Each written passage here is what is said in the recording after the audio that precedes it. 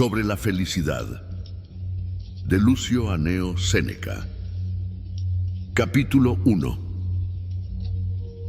Todos los hombres, hermano Galión, desean vivir felices, pero son torpes para percibir exactamente qué es lo que hace que la vida sea feliz.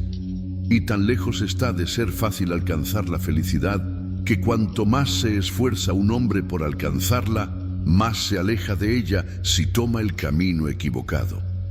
Pues como éste lleva en dirección contraria, su misma rapidez lo aleja aún más. Por lo tanto, primero debemos definir claramente qué es lo que pretendemos. Después debemos considerar por qué camino podemos alcanzarlo más rápidamente, porque en nuestro propio viaje, siempre que se haga en la dirección correcta, sabremos cuánto hemos progresado cada día y cuánto nos acercamos a la meta hacia la que nos impulsan nuestros deseos naturales. Pero mientras vagamos al azar, sin seguir ninguna guía, salvo los gritos y los clamores discordantes de quienes nos invitan a proceder en diferentes direcciones, nuestra corta vida se desperdiciará en vagabundeos inútiles, aunque nos esforcemos día y noche para conseguir un buen entendimiento. No decidamos, pues, hacia dónde debemos tender y por qué camino, sin el consejo de alguna persona experimentada que haya explorado la región en la que vamos a entrar. Porque este viaje no está sujeto a las mismas condiciones que otros, pues en ellos alguna pista claramente entendida y las averiguaciones hechas a los nativos hacen imposible que nos equivoquemos. Pero aquí las pistas más trilladas y frecuentadas son las que más nos extravían. Por lo tanto, nada es más importante que no seguir, como las ovejas, el rebaño que nos precede y así no ir hacia donde debemos, sino hacia donde van los demás. Ahora bien, nada nos mete en mayores problemas que nuestra sumisión al rumor común y nuestro hábito de pensar que son mejores aquellas cosas que son más generalmente recibidas como tales, de tomar muchas falsificaciones por cosas verdaderamente buenas y de vivir no por la razón, sino por la imitación de otros. Esta es la causa de esos grandes montones en los que los hombres se precipitan hasta amontonarse unos sobre otros.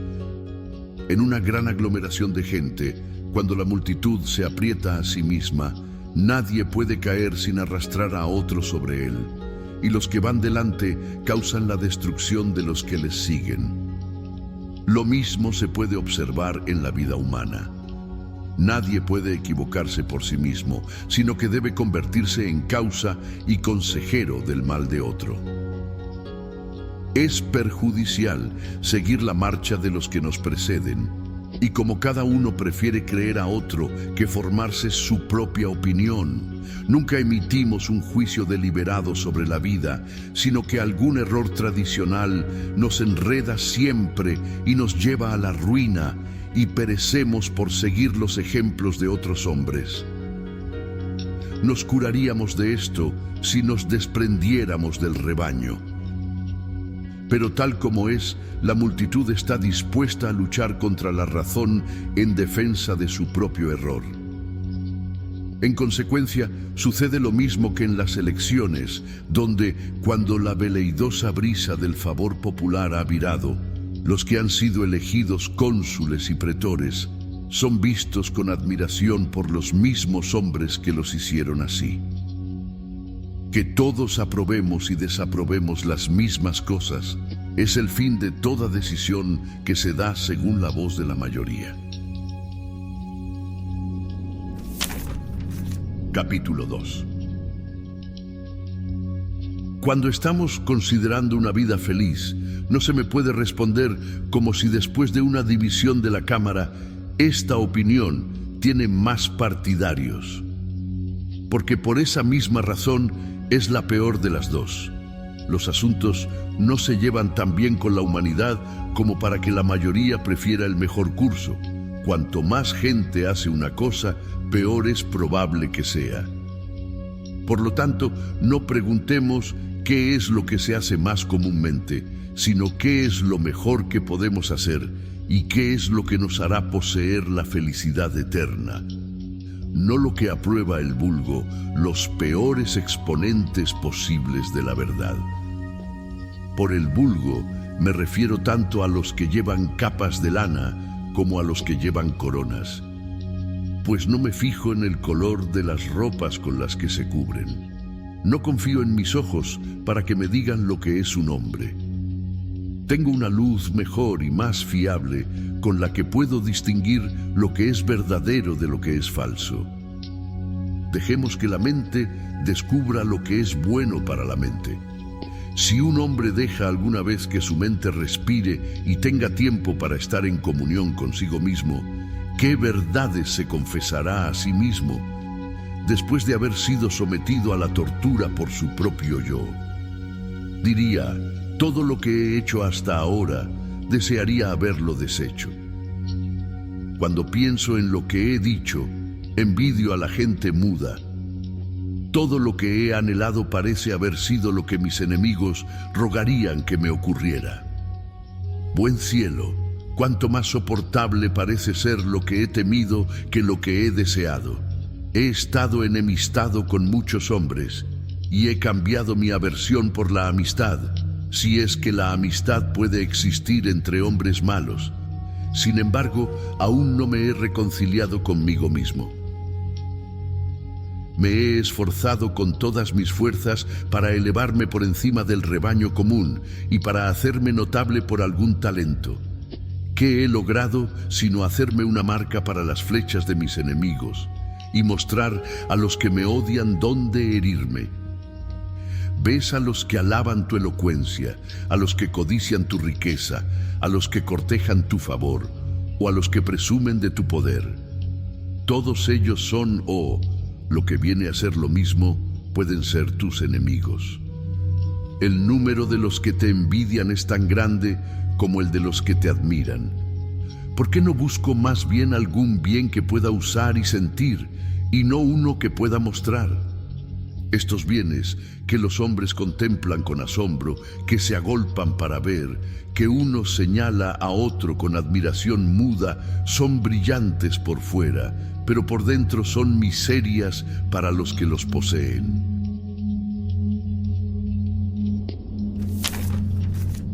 Capítulo 3. Busquemos alguna bendición que no se limite a lucir bien, sino que sea sana y buena por igual, y más bella en las partes que menos se ven. Desenterrémosla. No está lejos de nosotros. Puede ser descubierta. Todo lo que se necesita es saber hacia dónde extender la mano. Pero tal como es, nos comportamos como si estuviéramos en la oscuridad y extendemos la mano más allá de lo que está más cerca de nosotros, golpeando al hacerlo contra las mismas cosas que queremos. Sin embargo, para no haceros divagar, pasaré por alto las opiniones de otros filósofos, porque sería muy largo exponerlas y rebatirlas todas. Tomad la nuestra. Sin embargo, cuando digo nuestra, no me atengo a ninguno de los jefes de la escuela estoica, pues yo también tengo derecho a formar mi propia opinión. Por lo tanto, seguiré la autoridad de algunos de ellos, pero pediré a otros que discriminen su significado. Tal vez, cuando después de haber informado de todas sus opiniones, se me pida la mía, no impugnaré ninguna de las decisiones de mis predecesores y diré: yo también añadiré algo a ellas. Mientras tanto, sigo a la naturaleza, que es un punto en el que todos los filósofos estoicos están de acuerdo. La verdadera sabiduría consiste en no apartarse de la naturaleza y en moldear nuestra conducta según sus leyes y su modelo. Una vida feliz, por lo tanto, es aquella que está de acuerdo con su propia naturaleza y no puede ser llevada a cabo a menos que, en primer lugar, la mente esté sana y permanezca así sin interrupción, y luego sea audaz y vigorosa. soportando todas las cosas con el más admirable coraje, adecuado a los tiempos en que vive, cuidadoso del cuerpo y sus pertenencias, pero no problemáticamente cuidadoso.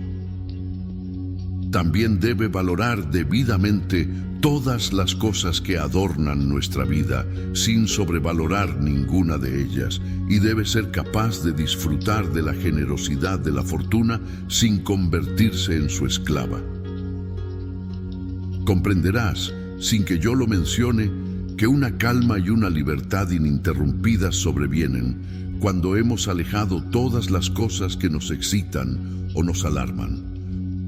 Porque en lugar de los placeres sensuales y de esas ligeras cosas perecederas que están relacionadas con los crímenes más bajos, ganamos así una alegría inmensa, inmutable y ecuánime, junto con la paz, la calma y la grandeza de ánimo y la bondad.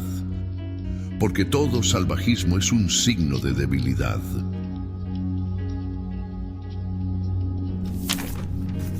Capítulo 4. Nuestro bien supremo también puede definirse de otra manera. Es decir, la misma idea puede expresarse en un lenguaje diferente.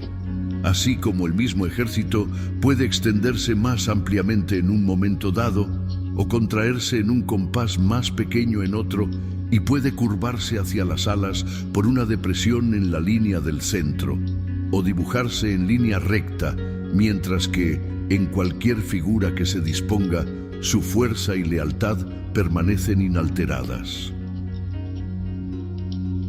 Así también, nuestra definición del bien supremo puede en algunos casos expresarse difusamente y con gran extensión, mientras que en otros se pone en una forma corta y concisa.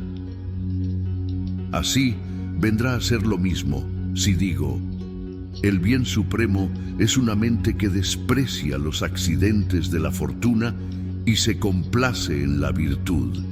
O es una fuerza inconquistable de la mente, conociendo bien el mundo, gentil en sus tratos, mostrando gran cortesía y consideración para aquellos con los que se pone en contacto.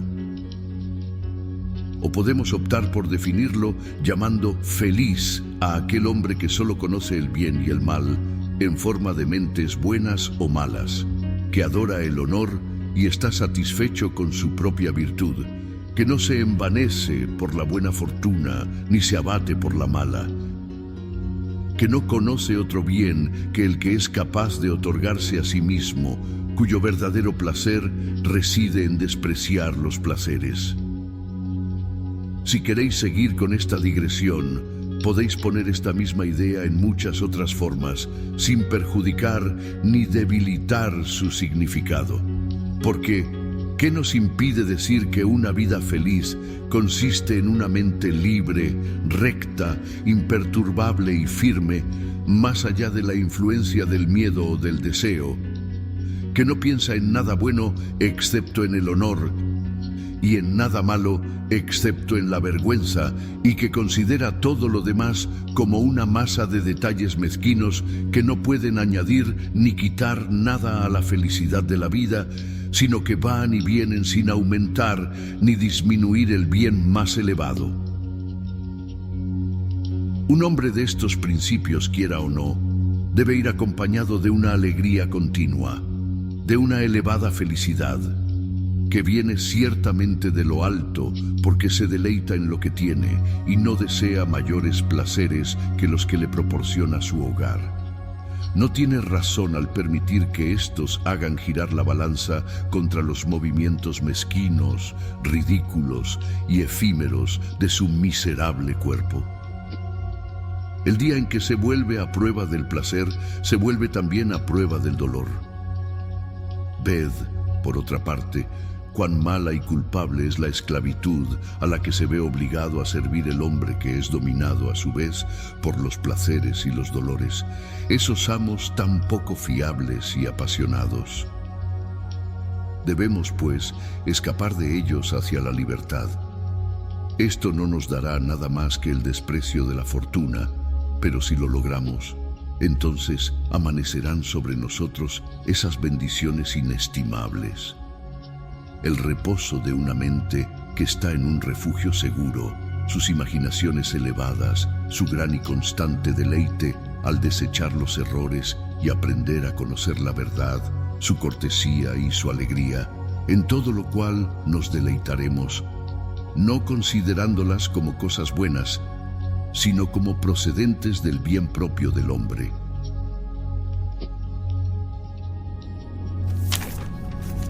Capítulo 5.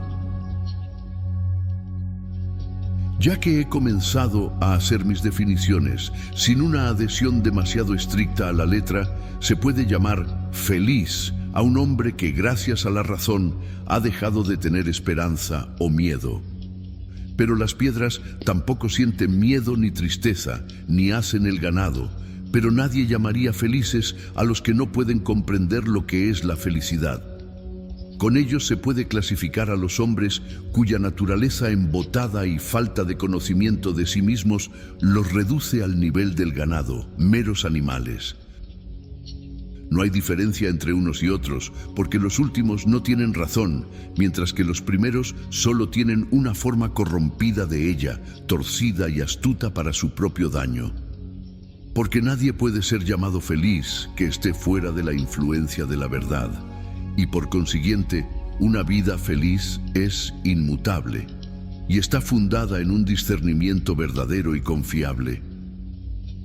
Porque la mente está incontaminada y liberada de todos los males solo cuando es capaz de escapar no solo de las heridas, sino también de los arañazos, cuando siempre será capaz de mantener la posición que ha tomado y defenderla incluso contra los furiosos asaltos de la fortuna, pues en cuanto a los placeres sensuales, aunque nos rodearan por todas partes y utilizaran todos los medios de asalto, tratando de ganarse la mente con caricias y ensayando todas las estratagemas imaginables para atraer a todo nuestro ser o a nuestras partes por separado, sin embargo, ¿qué mortal que conserve algún rastro de origen humano desearía que le hicieran cosquillas día y noche y, descuidando su mente, se dedicara a los goces corporales?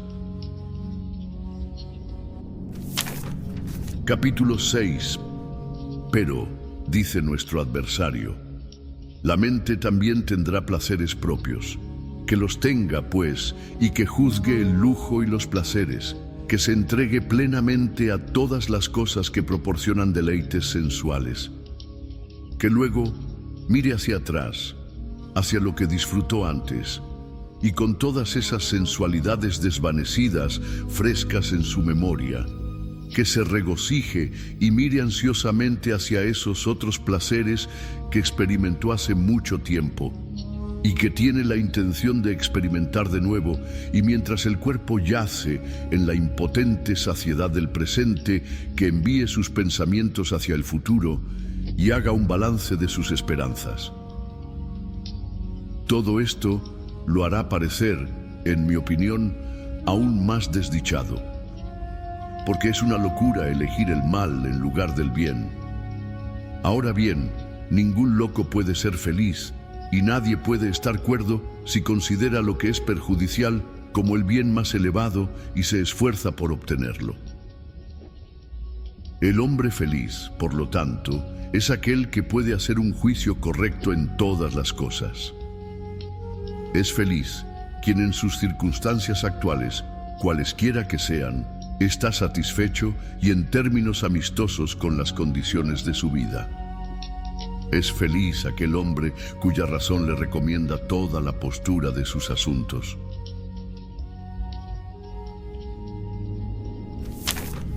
Capítulo 7.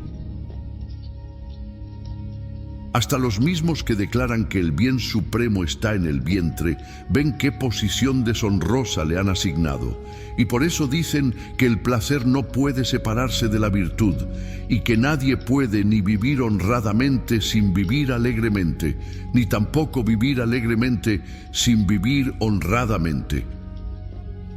No veo cómo estos asuntos tan diferentes pueden tener alguna conexión entre sí. Por supuesto, La razón es que todas las cosas buenas tienen su origen en la virtud, y por lo tanto, incluso aquellas cosas que aprecias y buscas provienen originalmente de sus raíces. Sin embargo, si fueran totalmente inseparables, no veríamos que algunas cosas son agradables, pero no honrosas, y otras muy honrosas en verdad, pero difíciles y que solo pueden alcanzarse mediante el sufrimiento. Añade a esto que el placer visita las vidas más bajas, pero la virtud no puede coexistir con una vida mala. Sin embargo, algunas personas infelices no carecen de placer, es más, es debido al placer mismo que son infelices. Y esto no podría tener lugar si el placer tuviera alguna conexión con la virtud. Mientras que la virtud es a menudo sin placer y nunca tiene necesidad de él. La virtud es una cualidad elevada, sublime, real, inconquistable, incansable. El placer es bajo, servil, débil, perecedero. Sus lugares de residencia son el burdel y la taberna. Encontrarás a la virtud en el templo, en el mercado, en la casa del Senado, vigilando las paredes, cubierta de polvo, quemada por el sol, con las manos calientes. Encontrarás al placer merodeando fuera de la vista, buscando rincones sombreados en los baños públicos, en las cámaras calientes y en los lugares que temen las visitas del edil, suave, afeminado, apestando a vino y perfumes, pálido o tal vez pintado y maquillado con cosméticos. El bien supremo es inmortal, no conoce el fin y no admite ni la saciedad ni el arrepentimiento. Porque una mente rectamente pensante nunca se altera ni se hace odiosa a sí misma, ni las mejores cosas sufren jamás cambio alguno. Pero el placer muere en el mismo momento en que más nos encanta, no tiene gran alcance, y por eso pronto nos empalaga y cansa, y se desvanece tan pronto como termina su primer impulso. En efecto, no podemos depender de nada cuya naturaleza sea cambiar. En consecuencia, ni siquiera es posible que haya una sustancia sólida en aquello que va y viene tan rápidamente y que perece por el propio ejercicio de sus funciones, pues llega a un punto en el que deja de ser y aun cuando está comenzando, siempre mantiene su fin a la vista. Capítulo 8. ¿Qué respuesta hemos de dar a la reflexión de que el placer pertenece por igual a los hombres buenos y a los malos, y que los malos se deleitan tanto en sus vergüenzas como los buenos en las cosas nobles? Por eso, los antiguos nos ordenaban llevar la vida más elevada, no la más placentera, para que el placer no fuera el guía, sino el compañero de una mente recta y honorable. Pues es a la naturaleza a quien debemos hacer nuestra guía. Dejemos que nuestra razón la observe y se deje aconsejar por ella. Vivir felizmente, entonces, es lo mismo que vivir de acuerdo con la naturaleza. ¿Qué puede ser esto? Lo explicaré.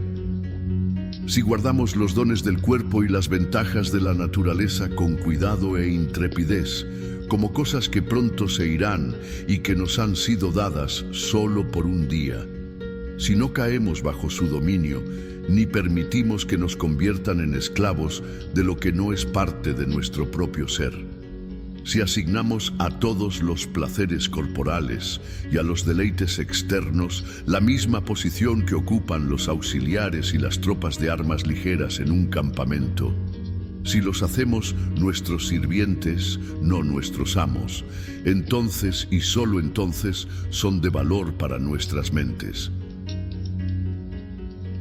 Un hombre debe ser imparcial y no dejarse conquistar por las cosas externas. Debe admirarse solo a sí mismo, sentir confianza en su propio espíritu y ordenar su vida de tal manera que esté preparado tanto para la buena como para la mala fortuna. que su confianza no sea sin conocimiento, ni su conocimiento sin firmeza. Que se mantenga siempre en lo que ha determinado una vez, y que no haya borrones en sus doctrinas. Se entenderá, aunque no lo añada, que un hombre así será tranquilo y sereno en su conducta, de gran altura y cortés en sus acciones. Que la razón sea alentada por los sentidos a buscar la verdad y a extraer de ella sus primeros principios. En efecto, no tiene otra base de operaciones o lugar de donde partir en busca de la verdad. Debe recurrir a sí misma. Incluso el universo, que todo lo abarca, y Dios, que es su guía, se extienden hacia el exterior y, sin embargo, regresan por todos lados a sí mismos. Dejemos que nuestra mente haga lo mismo. Cuando, siguiendo sus sentidos corporales, se ha enviado por medio de ellos a las cosas del mundo exterior, dejemos que siga siendo su maestro y el suyo propio. De este modo obtendremos una fuerza y una capacidad unidas y aliadas, y obtendremos de ella esa razón que nunca se detiene entre dos opiniones, ni es torpe al formar sus percepciones, creencias o convicciones.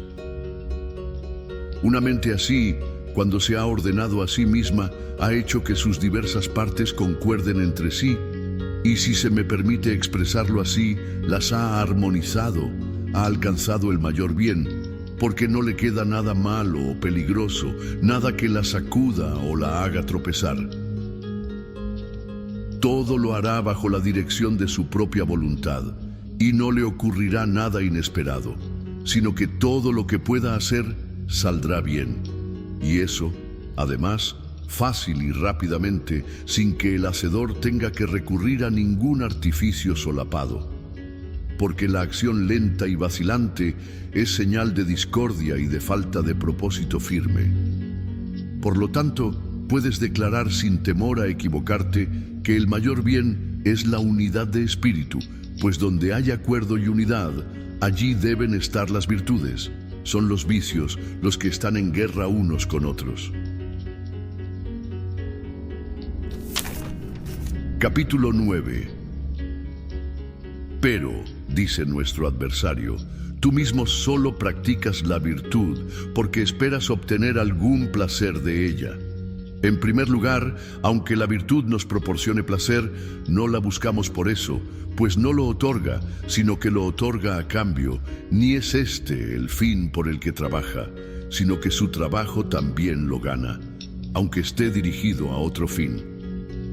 Como en un campo labrado, cuando se ara para el maíz, se encuentran algunas flores entre él, y sin embargo, aunque estos ramilletes puedan encantar a la vista, todo este trabajo no se gastó para producirlos.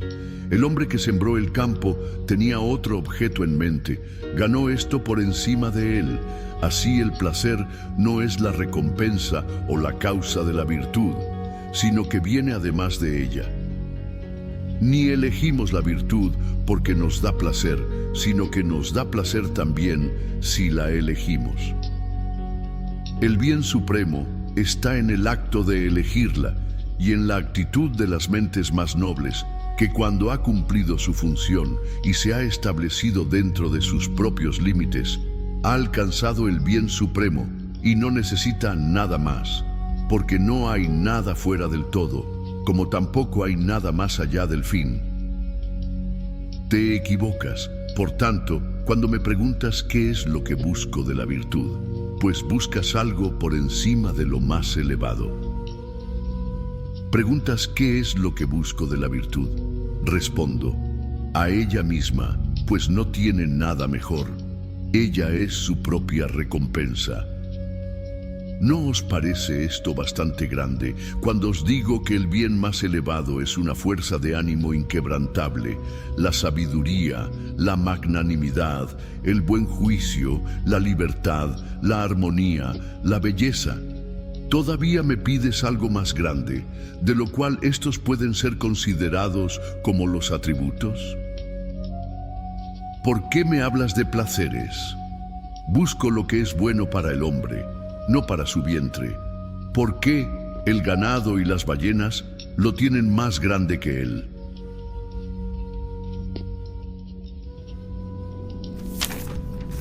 Capítulo 10. Malinterpretas a propósito lo que digo, dice él, pues yo también digo que nadie puede vivir placenteramente si no vive también honradamente. Y esto no puede ser el caso de los animales mudos que miden la extensión de su felicidad por la de su comida. Proclamo en voz alta y públicamente que lo que yo llamo una vida placentera no puede existir sin la adición de la virtud. Sin embargo, ¿quién no sabe que los mayores tontos beben los placeres más profundos de los suyos?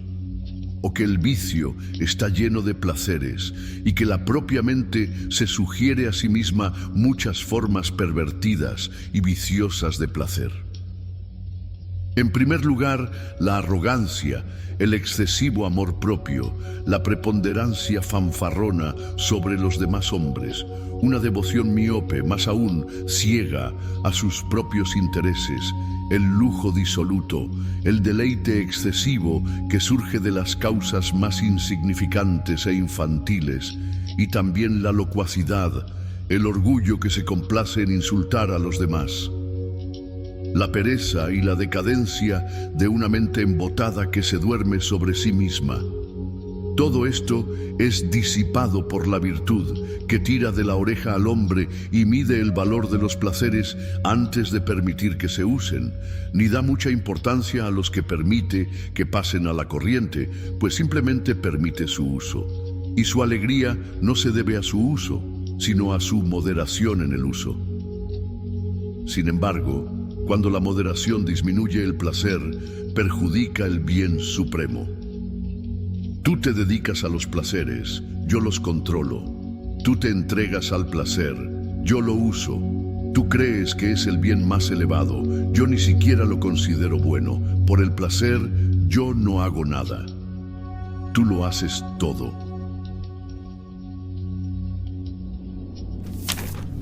Capítulo 11. Cuando digo que no hago nada por el placer, aludo a ese hombre sabio, al que solo tú admites que es capaz de placer. Ahora bien, no llamo sabio a un hombre que se deja vencer por nada y menos por el placer. Sin embargo, si está absorbido por el placer, ¿cómo resistirá el trabajo, el peligro, la necesidad y todos los males que rodean y amenazan la vida del hombre? ¿Cómo soportará la visión de la muerte o del dolor? ¿Cómo soportará el tumulto del mundo y hará frente a tantos enemigos activos si es conquistado por un antagonista tan afeminado? Hará lo que el placer le aconseje, pues ¿no veis cuántas cosas le aconsejará hacer? No podrá, dice nuestro adversario, darle ningún mal consejo, porque está combinado con la virtud. Además, ¿no ves qué pobre clase de bien supremo debe ser aquel que requiere un tutor para asegurar que sea bueno en absoluto? ¿Y cómo va a gobernar la virtud del placer si lo sigue, viendo que seguir es el deber de un subordinado, gobernar el de un comandante? Según tu escuela, la virtud tiene el digno oficio de probador preliminar de los placeres. Sin embargo, veremos si la virtud sigue siendo virtud entre quienes la tratan con tanto desprecio, pues si abandona su puesto propio, ya no puede conservar su nombre propio. Mientras tanto, para ir al grano, te mostraré muchos hombres acosados por los placeres, hombres sobre los que la fortuna ha derramado todos sus dones, a los que debes admitir que son malos. Mirad a Nomentanus y a Apicius, que digieren todas las cosas buenas, como ellos las llaman, del mar y de la tierra, y repasan sobre sus mesas todo el reino animal. Míralos mientras se recuestan en lechos de rosas, regodeándose en su banquete, deleitando sus oídos con música, sus ojos con exhibiciones, sus paladares con sabores. Todo su cuerpo es excitado con aplicaciones suaves y calmantes, y para que ni siquiera sus fosas nasales estén ociosas, el mismo lugar en el que solemnizaron los ritos del lujo está perfumado con varios perfumes. Diréis que estos hombres viven en medio de los placeres. Sin embargo, están mal, porque se complacen en lo que no es bueno.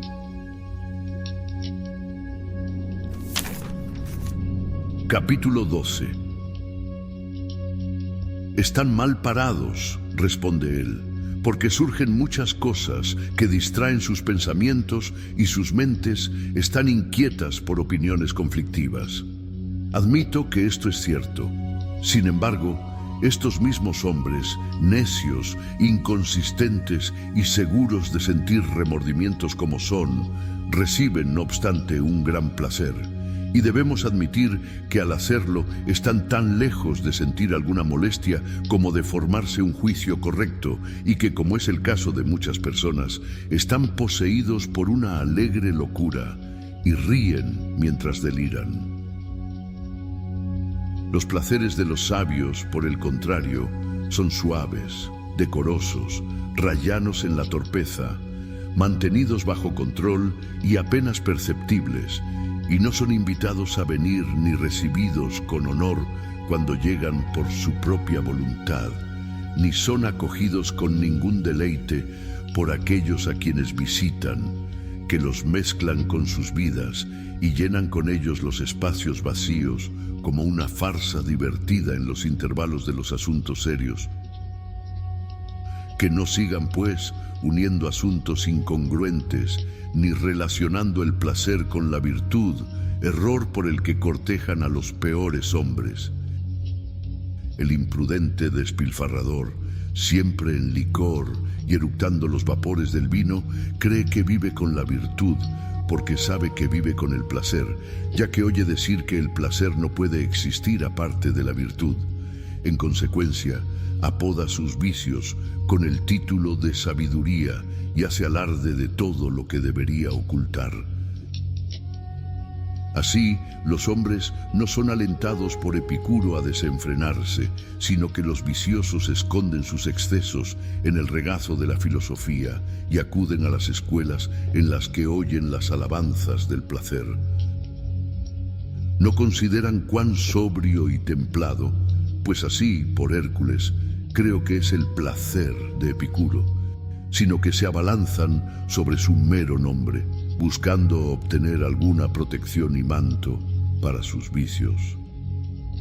Pierden, por tanto, la única virtud que poseía su mala vida, la de avergonzarse de hacer el mal, pues alaban lo que antes se avergonzaban y se jactan de sus vicios.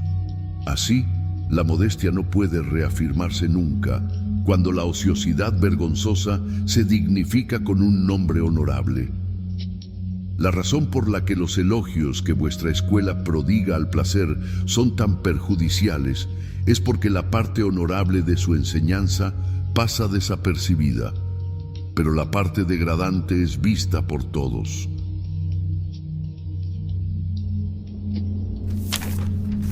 Capítulo 13.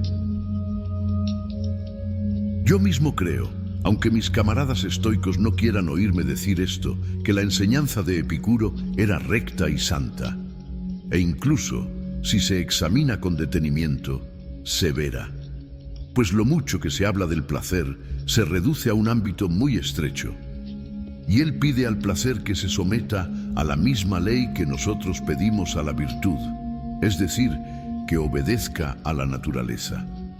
El lujo, sin embargo, no se conforma con lo que le basta a la naturaleza. ¿Cuál es la consecuencia? Quien piensa que la felicidad consiste en la pereza y en las alternancias de la gula y el despilfarro, requiere un buen patrón para una mala acción, y cuando se ha convertido en epicúreo, habiendo sido llevado a ello por el atractivo nombre de esa escuela, sigue no el placer del que allí se habla, sino el que llevó consigo. Y habiendo aprendido a pensar que sus vicios coinciden con las máximas de esa filosofía, se entrega a ellos ya no tímidamente y en rincones oscuros, sino audazmente a la vista del día. No diré, pues, como la mayoría de nuestra escuela, que la secta de Epicuro es maestra del crimen, sino que lo que digo es, se habla mal de ella, tiene mala fama, y sin embargo no la merece. ¿Quién puede saber esto sin haber sido admitido en sus misterios interiores? Su mismo exterior da ocasión al escándalo y alienta los más bajos deseos de los hombres. Es como un valiente vestido con un traje de mujer.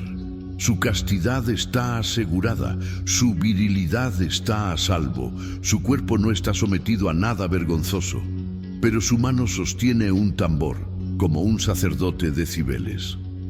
Escoge, pues, alguna inscripción honorable para tu escuela, alguna escritura que en sí misma despierte la mente.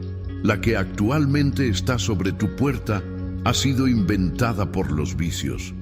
El que se sitúa en el lado de la virtud da con ello una prueba de su noble disposición. El que sigue el placer parece débil, desgastado, degradando su hombría, susceptible de caer en vicios infames, a no ser que alguien discrimine sus placeres por él, para que sepa cuáles permanecen dentro de los límites del deseo natural, cuáles son frenéticos e ilimitados, y se vuelven tanto más insaciables cuanto más se satisfacen. Vamos, dejemos que la virtud nos guíe en el camino. Entonces cada paso será seguro. El exceso de placer es perjudicial, pero con la virtud no hay que temer ningún tipo de exceso, porque la moderación está contenida en la propia virtud. Lo que se daña por su propia extensión no puede ser algo bueno. Además, ¿qué mejor guía puede haber que la razón para los seres dotados de una naturaleza razonadora? Así que si esta combinación te agrada, si estás dispuesto a proceder a una vida feliz así acompañado, deja que la virtud guíe el camino, deja que el placer siga y cuelgue alrededor del cuerpo como una sombra. Es la parte de una mente incapaz de grandes cosas entregar la virtud, la más alta de todas las cualidades, como una sierva del placer.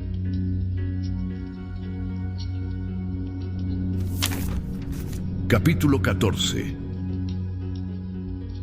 Dejemos que la virtud dirija el camino y lleve el estandarte. Tendremos el placer por todo ello, pero seremos sus amos y controladores. Puede ganar algunas concesiones de nosotros, pero no nos obligará a hacer nada. Por el contrario, los que han permitido que el placer dirija la marcha no tienen ni lo uno ni lo otro, pues pierden por completo la virtud y sin embargo no poseen el placer, sino que son poseídos por él y se ven torturados por su ausencia o ahogados por su exceso, siendo desdichados si son abandonados por él, y más desdichados aún si son abrumados por él, como los que se ven atrapados en los bancos de arena del Sirtes y en un momento se quedan en tierra firme y en otro son arrojados por las olas que fluyen. Esto surge de una exagerada falta de autocontrol y de un oculto amor al mal, pues es peligroso que quien busca el mal en lugar del bien alcance su objeto. Así como se cazan fieras con trabajo y peligro, y aun cuando se las atrapa, se las encuentra como una posesión angustiosa, pues a menudo hacen pedazos a sus guardianes. Así también son los grandes placeres. Resultan ser grandes males y hacen prisioneros a sus dueños. Cuanto más numerosos y más grandes son, más inferior y esclavo de más amos se vuelve ese hombre que el vulgo llama hombre feliz. Puedo incluso llevar esta analogía más lejos.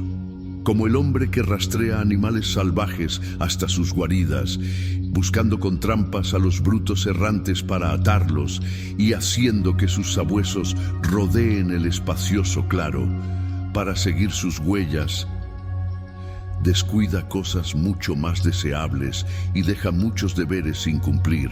Así, el que persigue el placer lo pospone todo a él, descuida lo primero esencial, la libertad, y lo sacrifica a su vientre. ni compra el placer para sí mismo, sino que se vende al placer. Capítulo 15. ¿Pero qué? Pregunta nuestro adversario, se opone a que la virtud y el placer se combinen juntos y se forme así un bien supremo para que el honor y el placer sean la misma cosa. Porque nada, excepto lo que es honorable, puede formar parte del honor, y el bien supremo perdería su pureza si viera en sí mismo algo distinto de su propia parte mejor. Incluso la alegría que surge de la virtud, aunque sea algo bueno, no es parte del bien absoluto, como tampoco lo son la alegría o la paz mental, que son ciertamente cosas buenas, pero que simplemente siguen al bien supremo y no contribuyen a su perfección, aunque son generadas por las causas más nobles. Quien, por el contrario, forma una alianza y además unilateral entre la virtud y el placer, obstruye cualquier fuerza que la una pueda poseer por la debilidad de la otra y envía a la libertad bajo el yugo. Pues la libertad solo puede permanecer invicta mientras no conozca nada más valioso que ella misma, pues comienza a necesitar la ayuda de la fortuna, que es la más absoluta esclavitud. Su vida se vuelve ansiosa, llena de sospechas, timorata, temerosa de los accidentes, esperando con agonía los momentos críticos del tiempo. No se proporciona a la virtud una base sólida e inamovible si se le pide que se apoye en lo que es inestable. ¿Y qué puede ser tan inestable como depender del mero azar y de las vicisitudes del cuerpo y de las cosas que actúan sobre el cuerpo? ¿Cómo puede un hombre así obedecer a Dios y recibir todo lo que sucede con un espíritu alegre, sin quejarse nunca de la suerte y dando una buena interpretación a todo lo que le sucede, si se agita por los pequeños pinchazos de los placeres y los dolores? Un hombre no puede ser un buen protector de su país, un buen vengador de sus males, o un buen defensor de sus amigos, si se inclina por los placeres. Que el bien supremo, pues, se eleve a esa altura de la que ninguna fuerza puede desalojarlo, a la que no pueden ascender ni el dolor, ni la esperanza, ni el miedo, ni ninguna otra cosa que pueda menoscabar la autoridad del bien supremo. Solo la virtud puede abrirse camino. Con su ayuda hay que escalar esa colina. Se mantendrá valientemente en pie y soportará lo que le pueda ocurrir no solo con resignación, sino incluso con voluntad. Sabrá que todos los momentos difíciles vienen en obediencia a las leyes naturales, y como un buen soldado soportará las heridas, contará las cicatrices, y cuando esté traspasado y moribundo, aún adorará al general por el que cae. Tendrá presente la vieja máxima: sigue a Dios. Por otra parte, el que refunfuña, se queja y se lamenta, se ve, sin embargo, obligado a obedecer órdenes y es arrastrado, aunque sea contra su voluntad, a cumplirlas. Pero qué locura es ser arrastrado en lugar de seguir. Tan grande, por Hércules, como lo es la necedad y la ignorancia de la verdadera posición de cada uno, el afligirse porque no se ha conseguido algo, o porque algo nos ha causado un trato áspero, o el sorprenderse o indignarse por esos males que les ocurren tanto a los hombres buenos como a los malos. Me refiero a las enfermedades, a las muertes, a los males y a los demás accidentes cruzados de la vida humana. Soportemos con magnanimidad lo que el sistema del universo nos obliga a soportar. Todos estamos obligados por este juramento: soportar los males de la vida mortal y someternos con buena gracia a lo que no podemos evitar. Hemos nacido en una monarquía. Nuestra libertad es obedecer a Dios. Capítulo 16. La verdadera felicidad, por tanto, consiste en la virtud. ¿Y qué te pedirá esta virtud? No pensar en nada malo o bueno que no esté relacionado ni con la virtud ni con la maldad. Y en segundo lugar, tanto soportar impasible los asaltos del mal, como, en la medida de lo posible, formar un Dios de lo que es bueno. ¿Qué recompensa te promete por esta campaña? Una enorme y que te eleva al nivel de los dioses.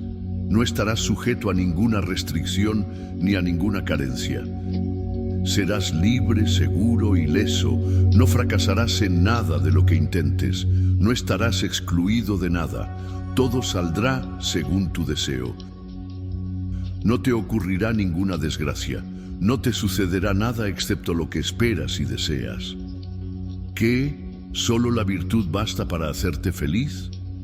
Pues por supuesto, una virtud consumada y divina como esta no solo basta, sino que es más que suficiente, porque cuando un hombre está colocado fuera del alcance de cualquier deseo, ¿qué puede faltarle?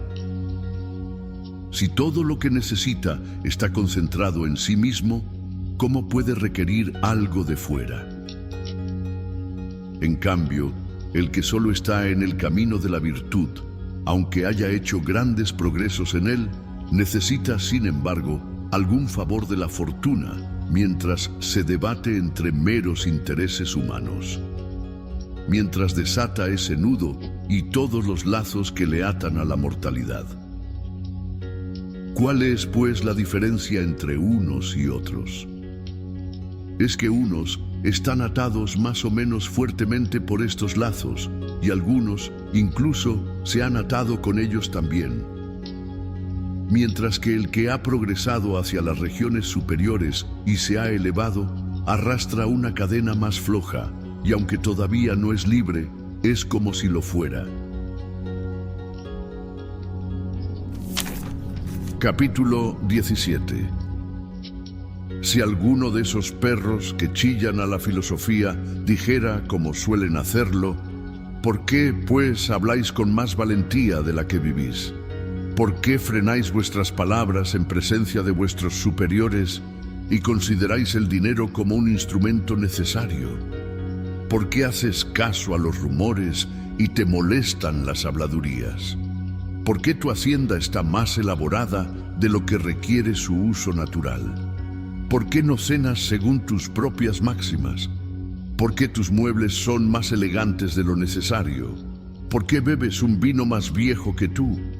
¿Por qué plantáis árboles que no dan más que sombra? ¿Por qué vuestra mujer lleva en las orejas el precio de la casa de un rico?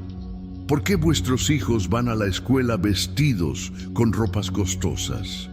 ¿Por qué es una ciencia serviros en la mesa? ¿Por qué vuestra vajilla de plata no está puesta de cualquier manera o al azar, sino hábilmente dispuesta en orden regular, con un superintendente que preside el tallado de las viandas? Añade a esto, si quieres, las preguntas: ¿por qué posees propiedades allende los mares? ¿Por qué posees más de lo que sabes? Es una vergüenza para ti no conocer a tus esclavos de vista, porque debes ser muy negligente con ellos si solo posees unos pocos, o muy extravagante si tienes demasiados para que tu memoria los retenga. Después añadiré algunos reproches y traeré más acusaciones contra mí mismo de las que piensas. Por el momento te haré la siguiente respuesta. No soy un hombre sabio, y no lo seré para alimentar tu rencor.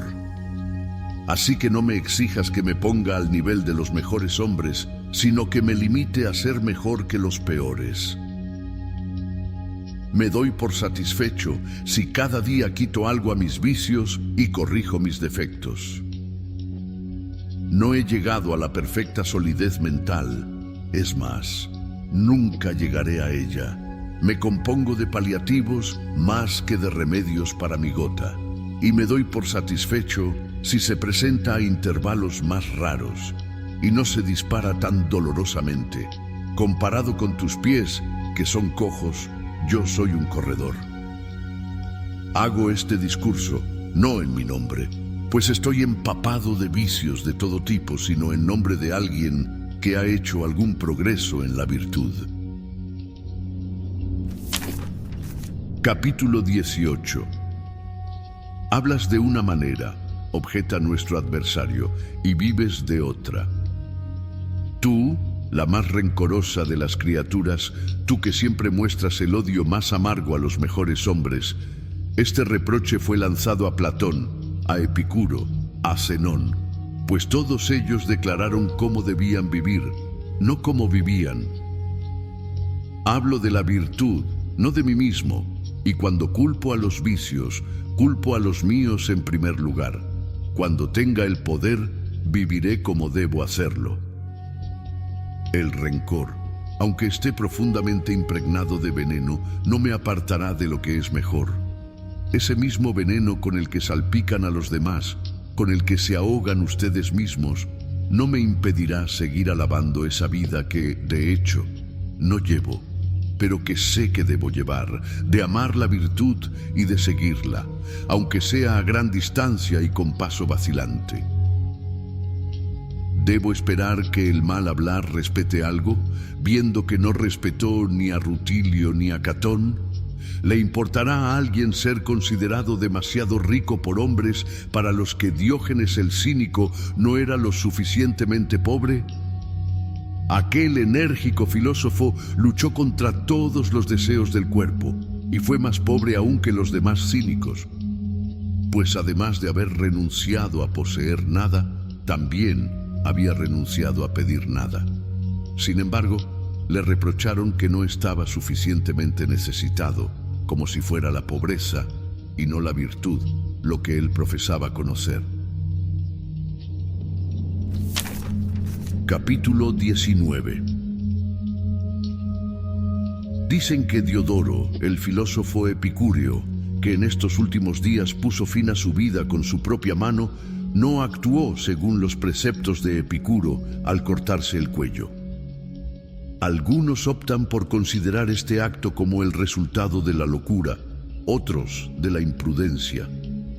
Él, mientras tanto, feliz y lleno de la conciencia de su propia bondad, ha dado testimonio de sí mismo por su manera de partir de la vida, ha elogiado el reposo de una vida pasada anclada en un puerto seguro y ha dicho lo que no te gusta oír, porque tú también deberías hacerlo.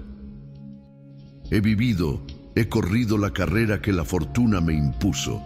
Discutes sobre la vida y la muerte de otro y gritas al oír el nombre de hombres a los que alguna cualidad peculiarmente noble ha engrandecido, como lo hacen los cursis diminutos al acercarse a los extraños, porque te interesa que nadie parezca bueno, como si la virtud en otro fuera un reproche a todos tus crímenes. Comparas con envidia las glorias de los demás con tus propias acciones sucias y no comprendes en qué medida te perjudica aventurarte a hacerlo. Porque si los que siguen la virtud son codiciosos, lujuriosos y aficionados al poder, ¿qué debes ser tú que odias el mismo nombre de la virtud? Decís que nadie actúa a la altura de sus profesiones, ni vive según la norma que establece en sus discursos. ¡Qué maravilla! Viendo que las palabras que pronuncian son valientes, gigantescas y capaces de capear todas las tormentas que hacen naufragar a la humanidad. Mientras que ellos mismos se esfuerzan por arrancarse de las cruces en las que cada uno de vosotros clava su propio clavo.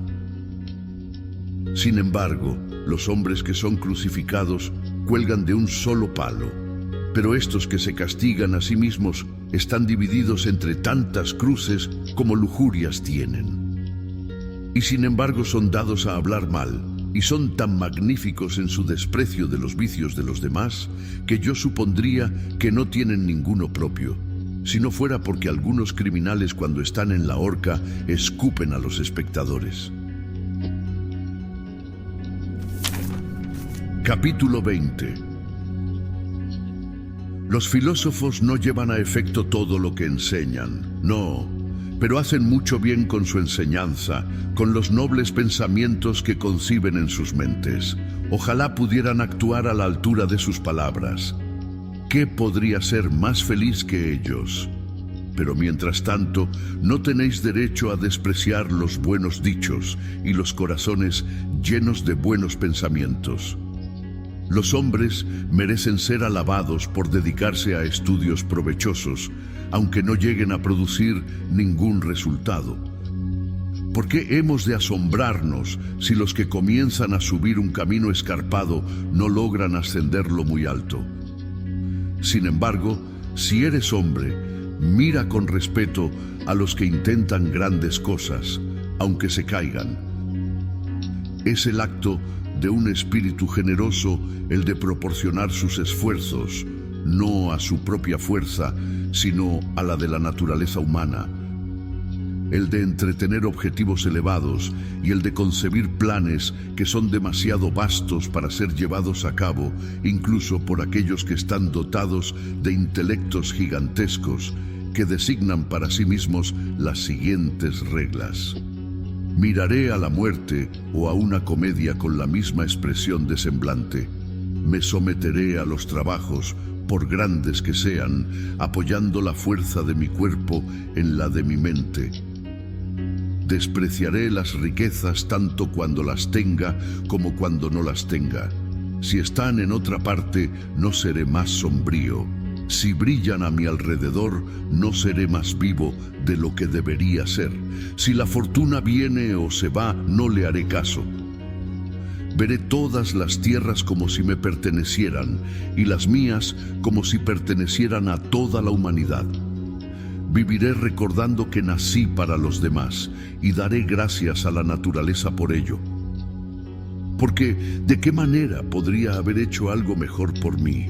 Me ha dado solo a todos, y todos solo a mí. Todo lo que posea no lo acumularé con avidez, ni lo despilfarraré con imprudencia.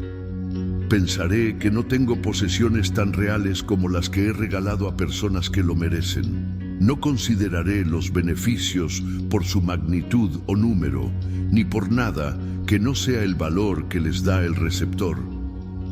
Nunca consideraré que un regalo es grande si se otorga a un objeto digno. No haré nada por la opinión pública, sino todo por la conciencia. Siempre que haga algo solo, creeré que los ojos del pueblo romano están sobre mí mientras lo hago.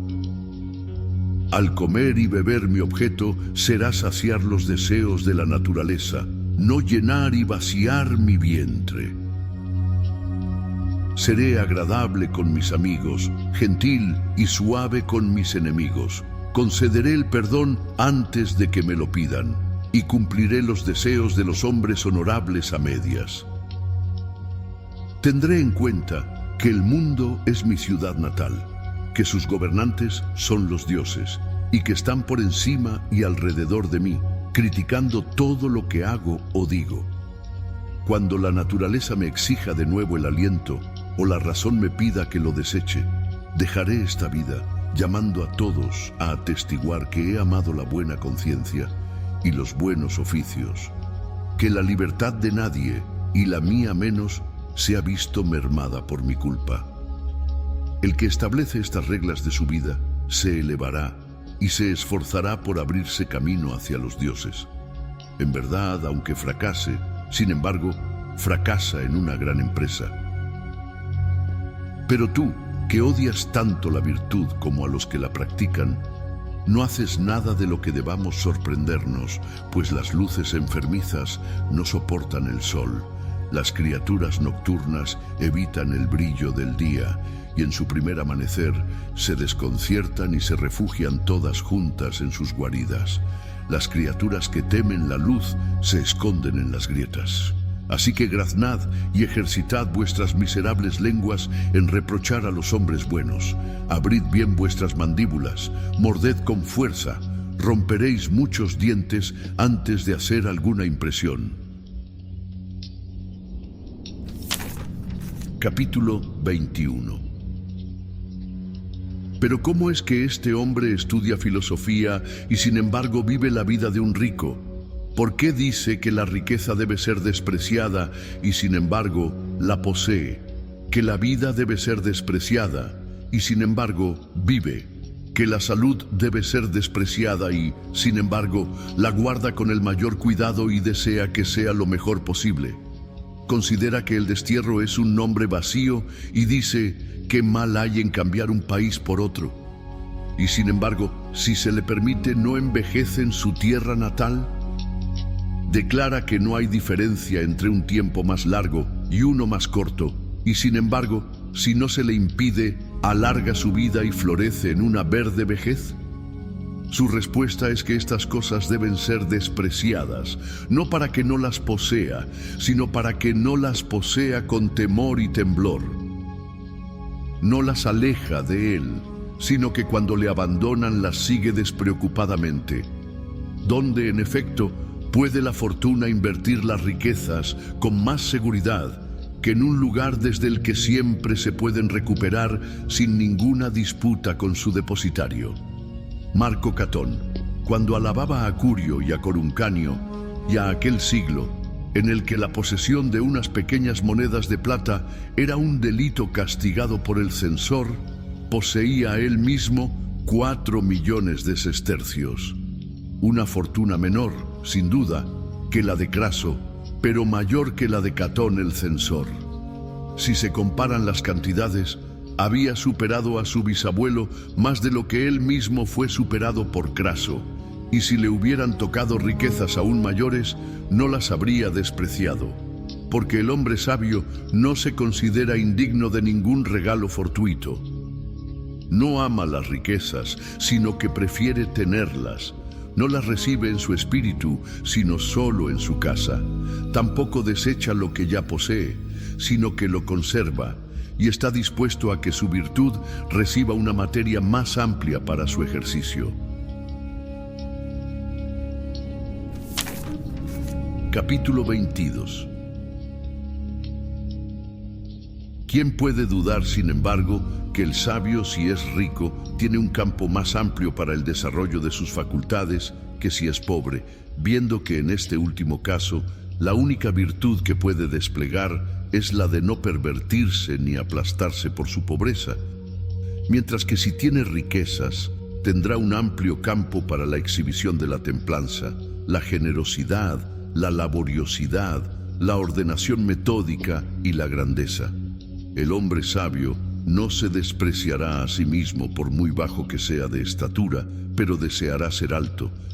Aunque sea débil y tuerto, puede tener buena salud, pero preferirá tener fuerza corporal, y eso sabiendo al mismo tiempo que tiene algo que es aún más poderoso. Soportará la enfermedad y esperará a tener buena salud, porque algunas cosas, aunque sean insignificantes comparadas con la suma total, y aunque se puedan quitar sin destruir el bien principal, añaden algo a esa alegría constante que surge de la virtud. Las riquezas alientan y alegran a un hombre, así como un marinero se alegra de un viento favorable que lo lleva en su camino, o como la gente siente placer por un buen día o por un lugar soleado en el tiempo frío. ¿Qué hombre sabio, quiero decir de nuestra escuela, cuyo único bien es la virtud, puede negar que incluso estos asuntos que no llamamos ni buenos ni malos tienen en sí mismos un cierto valor, y que algunos de ellos son preferibles a otros? A algunos de ellos les mostramos cierto respeto y a otros mucho. No te equivoques, pues. Las riquezas pertenecen a la clase de las cosas deseables. ¿Por qué entonces decís, os reís de mí, ya que las colocáis en la misma posición que yo? ¿Quieres saber cuán diferente es la posición en la que las colocamos? Si mis riquezas me abandonan, no se llevarán con ellas nada más que a sí mismas. Tú estarás desconcertado y te parecerá que te quedas sin ti mismo si te abandonan. Para mí las riquezas ocupan un lugar determinado, pero para ti ocupan el lugar más alto de todos. En fin, mis riquezas me pertenecen a mí, tú a tus riquezas. Capítulo 23. Deja, pues, de prohibir a los filósofos que posean dinero. Nadie ha condenado a la sabiduría a la pobreza. El filósofo puede poseer amplias riquezas, pero no poseerá riquezas que hayan sido arrancadas a otro o que estén manchadas con la sangre de otro. Las suyas deben ser obtenidas sin agraviar a ningún hombre y sin que sean ganadas por medios viles. Deben ser tanto obtenidas como gastadas honorablemente, y deben ser tales que solo el rencor pueda sacudir la cabeza. Si se eleva a la cifra que se quiera, seguirá siendo una posesión honorable, si aunque incluye mucho de lo que a todo hombre le gustaría llamar suyo, no hay nada que nadie pueda decir que es suyo. Un hombre así no perderá su derecho al favor de la fortuna, y no se vanagloriará de su herencia, ni se avergonzará de ella si fue adquirida honorablemente. Sin embargo, tendrá algo de lo que presumir. Si abre su casa, deja que todos sus paisanos entren en su propiedad y dice: si alguien reconoce aquí algo que le pertenece, que lo tome. ¡Qué gran hombre! ¡Qué excelentemente rico será si después de este discurso posee tanto como antes! Digo, pues, que si puede someter con seguridad y confianza sus cuentas al escrutinio del pueblo, y nadie encuentra en ellas ningún elemento sobre el que pueda poner la mano, tal hombre puede disfrutar audazmente y sin tapujos de sus riquezas. El hombre sabio no permitirá que un solo centavo mal ganado atraviese su umbral. Sin embargo, no rechazará ni cerrará su puerta a las grandes riquezas, si son el regalo de la fortuna y el producto de la virtud. ¿Qué razón tiene para negarles buenos cuartos? Que vengan y sean sus huéspedes. No hará alarde de ellas ni las ocultará. Lo primero es parte de un espíritu tonto, lo otro de un espíritu cobarde y mezquino, que por así decirlo, amortigua una cosa buena en su regazo. Tampoco, como dije antes, los echará de su casa, pues ¿qué dirá? Dirá: son inútiles o no sé usar las riquezas. Como es capaz de realizar un viaje por su propio pie, pero prefiere montar en un carruaje, así será capaz de ser pobre, pero deseará ser rico. Poseerá riquezas, pero las considerará como una posesión incierta que algún día se le escapará. No permitirá que sea una carga ni para él ni para nadie. La dará. ¿Por qué aguzas los oídos? ¿Por qué abres los bolsillos? La dará a los hombres buenos o a aquellos a los que pueda convertir en hombres buenos. Lo dará después de haberse esmerado en elegir a los más aptos para recibirlo, como corresponde a quien tiene presente que debe dar cuenta de lo que gasta y de lo que recibe. Dará por razones buenas y encomiables, porque un regalo mal dado cuenta como una pérdida vergonzosa. Tendrá un bolsillo fácilmente abierto, pero no uno con un agujero para que se pueda sacar mucho de él, pero no se caiga nada. Capítulo 24. El que cree que dar es un asunto fácil, se equivoca. Ofrece muy grandes dificultades si otorgamos nuestra generosidad racionalmente y no la esparcimos impulsivamente y al azar. Hago un servicio a este hombre para corresponder a una buena acción que me ha hecho aquel. A este otro le ayudo porque le compadezco. A este otro le enseño que no es un objeto adecuado para que la pobreza lo retenga o lo degrade. A algunos hombres no les daré nada, aunque estén necesitados, porque, aunque les dé, seguirán estando necesitados. Ofreceré mi generosidad a algunos y la impondré a la fuerza a otros. No puedo descuidar mis propios intereses mientras hago esto. En ningún momento hago que más personas estén en deuda conmigo que cuando estoy regalando cosas. Diréis: dais para poder recibir de nuevo. En todo caso, no doy para tirar mi generosidad. Lo que doy debe estar colocado de tal manera que aunque no pueda pedir su devolución, me sea devuelto. Un beneficio debe ser invertido de la misma manera que un tesoro enterrado en las profundidades de la tierra, que no desenterrarías a menos que estés realmente obligado. ¿Qué oportunidades de otorgar beneficios ofrece la mera casa de un hombre rico?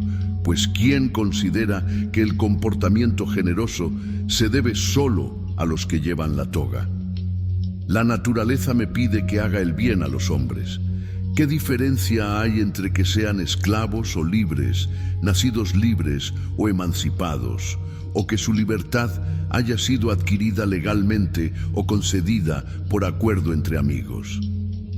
Donde quiera que haya un ser humano, hay una oportunidad para un beneficio. En consecuencia, el dinero puede ser distribuido incluso dentro del propio umbral, y se puede encontrar allí un campo para la práctica de la gratuidad, que no se llama así porque sea nuestro deber hacia los hombres libres, sino porque se origina en una mente nacida libre. En el caso del hombre sabio, esto nunca cae en receptores viles e indignos, y nunca se agota tanto como para no fluir siempre que encuentra un objeto digno, como si su reserva no hubiera disminuido. Por lo tanto, no tienes motivos para malinterpretar el lenguaje honorable, valiente y animoso que oyes de los que estudian la sabiduría.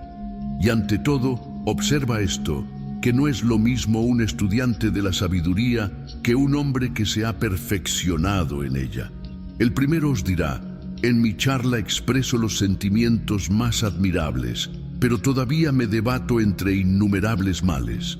No debéis obligarme a actuar según mis reglas. En este momento estoy formándome, moldeando mi carácter y esforzándome por elevarme a la altura de un gran ejemplo. Si alguna vez logro llevar a cabo todo lo que me he propuesto, puedes exigir entonces que mis palabras y mis actos se correspondan. Pero quien ha llegado a la cima de la perfección humana, tratará de otra manera contigo y dirá: en primer lugar, no tienes por qué permitirte juzgar a tus superiores. Ya he obtenido una prueba de mi rectitud al haberme convertido en objeto de la antipatía de los hombres malos.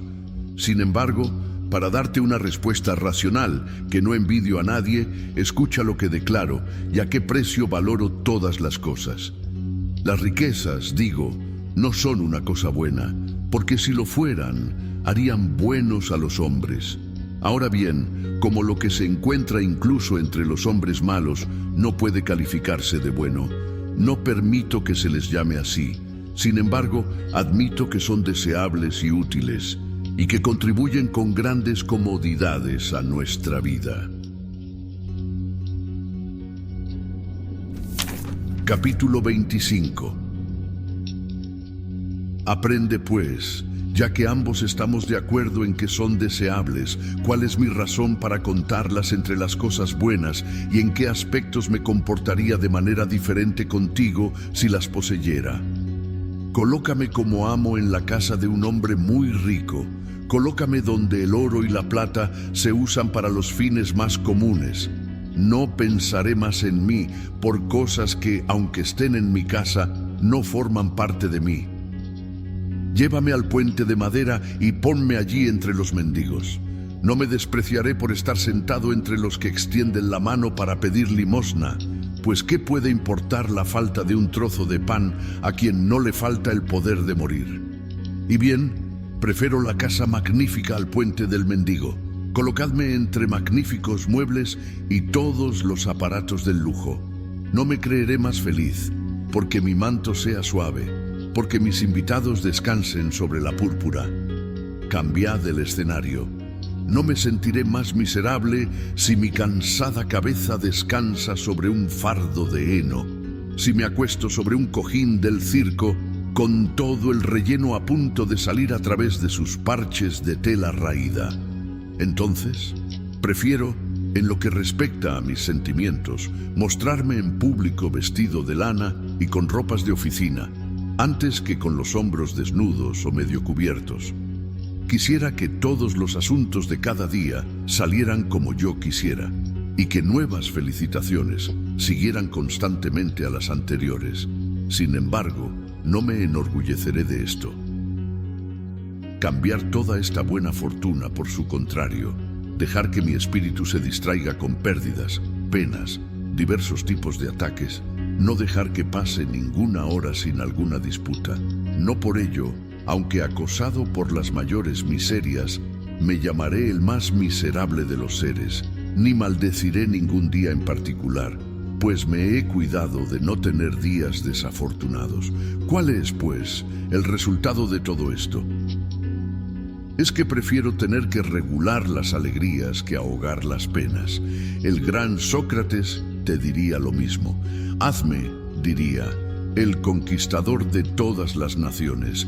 Deja que el voluptuoso carro de Baco me lleve en triunfo a Tebas desde la salida del sol. Deja que los reyes de los persas reciban leyes de mí. Sin embargo, me sentiré un hombre en el mismo momento en que todos alrededor me saluden como un dios. Conecta enseguida esta elevada altura con una caída de cabeza en la desgracia, que me coloquen en un carro extranjero para que pueda adornar el triunfo de un conquistador orgulloso y salvaje. Seguiré el carro de otro sin más humildad que la que mostré cuando estuve en el mío. ¿Y entonces qué? A pesar de todo esto, prefiero ser un conquistador que un cautivo. Desprecio todo el dominio de la fortuna, pero aún así, si me dieran a elegir, escogería sus mejores partes. Haré que lo que me ocurra se convierta en algo bueno, pero prefiero que lo que me ocurra sea cómodo y agradable y que no me cause molestias, porque no hay que suponer que ninguna virtud exista sin trabajo. Pero algunas virtudes necesitan espuelas, mientras que otras necesitan el freno. Así como tenemos que frenar nuestro cuerpo en un camino descendente y urgirlo a subir uno empinado, así también el camino de algunas virtudes lleva cuesta abajo, el de otras cuesta arriba. Podemos dudar de que la paciencia, el valor, la constancia y todas las demás virtudes que tienen que encontrar una fuerte oposición y pisotear la fortuna bajo sus pies, están subiendo, luchando, ganando su camino en una subida empinada. ¿Por qué no es igualmente evidente que la generosidad, la moderación y la dulzura se deslizan fácilmente cuesta abajo? Con esta última debemos retener nuestro espíritu para que no huya con nosotros. Con la primera debemos impulsarla y espolearla. Debemos, pues, aplicar a la pobreza estas virtudes enérgicas y combativas, y a la riqueza aquellas otras más ahorrativas que tropiezan ligeramente y solo soportan su propio peso. Siendo esta la distinción entre ellas, preferiría tener que ocuparme de las que puedo practicar con relativa tranquilidad, que de aquellas de las que solo se puede hacer prueba con sangre y sudor. Por eso, dice el sabio, no hablo de una manera y vivo de otra, pero no entendéis bien lo que digo. Solo el sonido de mis palabras llega a vuestros oídos, no intentáis averiguar su significado.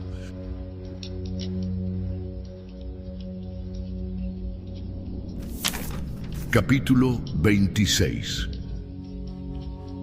¿Qué diferencia hay, pues, entre yo, que soy un necio, y tú, que eres un sabio? Toda la diferencia del mundo, porque las riquezas son esclavas en la casa de un sabio, pero dueñas en la de un necio. Tú te acostumbras a ellas y te aferras a ellas como si alguien te hubiera prometido que serían tuyas para siempre. Pero un hombre sabio nunca piensa tanto en la pobreza como cuando está rodeado de riquezas. Ningún general confía tan implícitamente en el mantenimiento de la paz como para no prepararse para una guerra que, aunque no se haya librado realmente, ha sido declarada. Os ensoberbece una buena casa como si nunca pudiera ser quemada o derrumbada, y las riquezas os hacen volver la cabeza como si estuvieran fuera del alcance de todos los peligros y fueran tan grandes que la fortuna no tiene fuerza suficiente para tragárselas. Os sentáis a jugar ociosamente con vuestras riquezas y no prevéis los peligros que os esperan, como hacen generalmente los salvajes cuando son asediados, pues, al no comprender el uso de la artillería de asedio, miran ociosamente los trabajos de los asediadores y no comprenden el objeto de las máquinas que están armando a distancia. Y esto es exactamente lo que os sucede. Os dormís sobre vuestras propiedades y nunca reflexionáis sobre cuántas desgracias se ciernen amenazantes a vuestro alrededor por todas partes. Y pronto os despojarán de costosos despojos, pero si se le quitan las riquezas al hombre sabio, se le deja todavía en posesión de todo lo que es suyo, porque vive feliz en el presente y sin temor por el futuro. El gran Sócrates, o cualquier otro que tuviera la misma superioridad y poder para resistir las cosas de esta vida, diría: no tengo más principio fijo que el de no alterar el curso de mi vida para adaptarme a vuestros prejuicios. Podéis verter sobre mí vuestra acostumbrada charla desde todos los lados. No pensaré que me maltratáis, sino que solo os lamentáis como pobres bebés. Esto es lo que dirá el hombre que posee sabiduría, cuya mente, al estar libre de vicios, le obliga a reprochar a los demás, no porque los odie, sino para mejorarlos. Y a esto añadirá: tu opinión sobre mí me afecta con dolor, no por mi propio bien, sino por el tuyo, porque odiar la perfección y atacar la virtud es en sí mismo una renuncia a toda esperanza de hacer el bien. No me haces ningún daño. Tampoco los hombres dañan a los dioses cuando derriban sus altares, pero está claro que tu intención es malvada y que querrás hacer daño incluso donde no puedes. Soporto tu parloteo con el mismo espíritu con el que Júpiter, el mejor y más grande, soporta los cuentos ociosos de los poetas, uno de los cuales lo representa con alas, otro con cuernos, otro como adúltero que se queda fuera toda la noche, otro que trata con dureza a los dioses, otro como injusto con los hombres, otro como seductor de jóvenes nobles a las que se lleva por la fuerza, y a esas, además, sus propios parientes. Otro como parricida y conquistador del reino de otro, y ese de su padre. El único resultado de tales cuentos es que los hombres sienten menos vergüenza al cometer pecados si creen que los dioses son culpables de tales acciones. Pero aunque esta conducta tuya no me perjudica, sin embargo, por tu propio bien, te aconsejo que respetes la virtud. Cree a los que, habiéndola seguido durante mucho tiempo, gritan que lo que siguen es algo poderoso, y cada día parece más poderoso. Reverenciadla como a los dioses, y reverenciad a sus seguidores como a los sacerdotes de los dioses. Y siempre que se mencione alguna escritura sagrada, favete linguis, favorecednos con el silencio. Esta palabra no deriva, como la mayoría de la gente imagina, de favor, sino que ordena el silencio para que el servicio divino pueda realizarse sin ser interrumpido por ninguna palabra de mal agüero. Es mucho más necesario que se os ordene esto para que siempre que se pronuncie ese oráculo lo escuchéis con atención y en silencio. Cada vez que alguien golpea un sistrum fingiendo hacerlo por mandato divino, cualquier experto en rozar su propia piel se cubre los brazos y los hombros con sangre de ligeros cortes, cualquiera se arrastra de rodillas aullando por la calle, o cualquier anciano vestido de lino sale a la luz del día con una lámpara y una rama de laurel y grita que uno de los dioses está enfadado. Os agolpáis en torno a él y escucháis sus palabras, y cada uno aumenta el asombro del otro, declarando que está divinamente inspirado.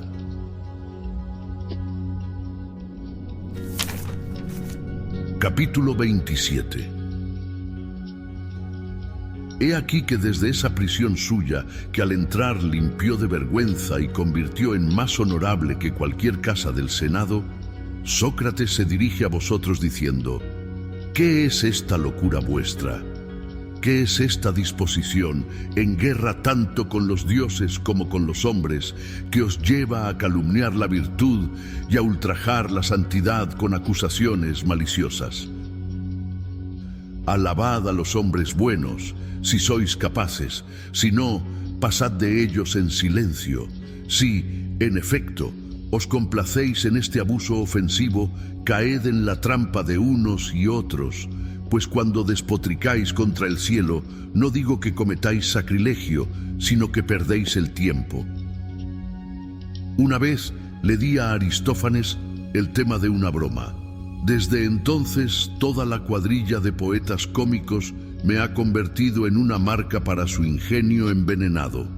Mi virtud se ha hecho brillar más por los mismos golpes que se han dirigido a ella, ya que es para su ventaja ser llevada ante el público y expuesta a la tentación. Ni ninguna gente entiende su grandeza más que aquellos que por sus asaltos han hecho la prueba de su fuerza. La dureza del pedernal no es conocida por nadie tan bien como por los que la golpean. Me ofrezco a todos los ataques como una roca solitaria en un mar poco profundo, a la que las olas no dejan de golpear desde cualquier parte, pero a la que no pueden mover de su sitio ni desgastar, por muchos años que le den sin cesar. Atadme, acometidme, os venceré aguantando vuestra embestida.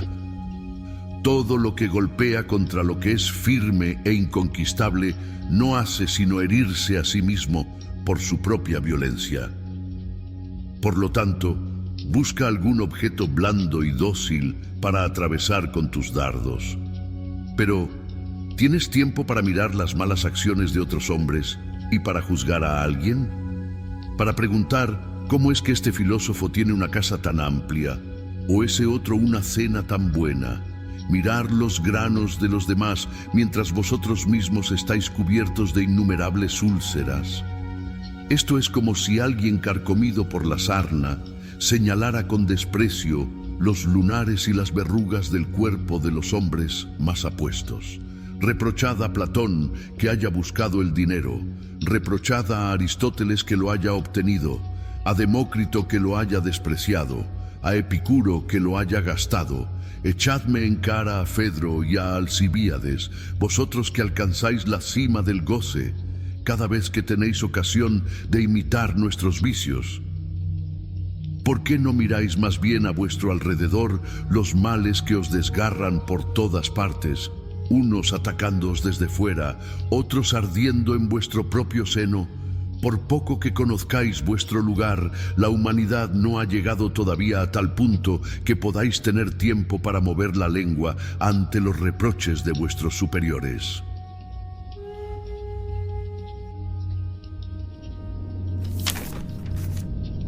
Capítulo 28. Esto no lo entendéis, y lleváis un semblante que no corresponde a vuestra condición, como muchos hombres que se sientan en el circo o en el teatro sin haberse enterado de que su casa está ya de luto. Pero yo, mirando hacia adelante desde un punto de vista elevado, puedo ver qué tormentas os amenazan y estallarán en torrentes sobre vosotros algo más tarde, o están cerca de vosotros y a punto de barrer todo lo que poseéis. Porque, aunque apenas seáis conscientes de ello, no hay en este momento un huracán que gira y confunde vuestras mentes, haciéndolas buscar y evitar las mismas cosas, ahora elevándolas en lo alto y ahora hundiéndolas en lo bajo.